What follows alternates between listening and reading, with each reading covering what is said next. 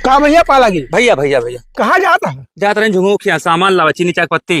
अरे यार झुंगाऊ छोड़ा, वहाँ जिन्हें प्रधानी लड़ता है, चला फ्री में सामान हो, तुम्हें मिलाज मिल जाएगा फ्री में। हाँ चला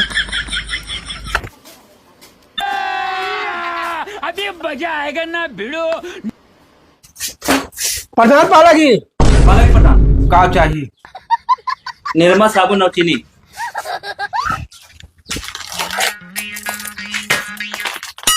ले प्रधान, आपकी चाहे गौना बहुत चर्चा चलती है भाई, जय जयकार होती है जगह जगह, आपकी 100% चाहे प्रधानी निकल जाए प्रधान। अरे यार हमारा कौन चर्चा चलती है बतावत।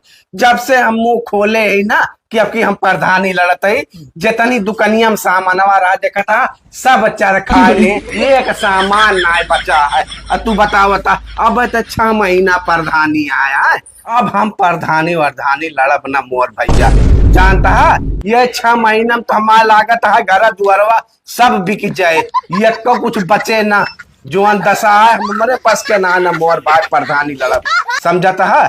हाँ खैकार कही नहीं है हमका सब। कितना हुआ प्रधान जी? 70 रुपया बाद में दे देबे। बस ऐसे ना चरत खाता है या जैसे आए ऐसे मन नहीं आया भैया प्रधान लिख लिया, प्रधान लिख लिया।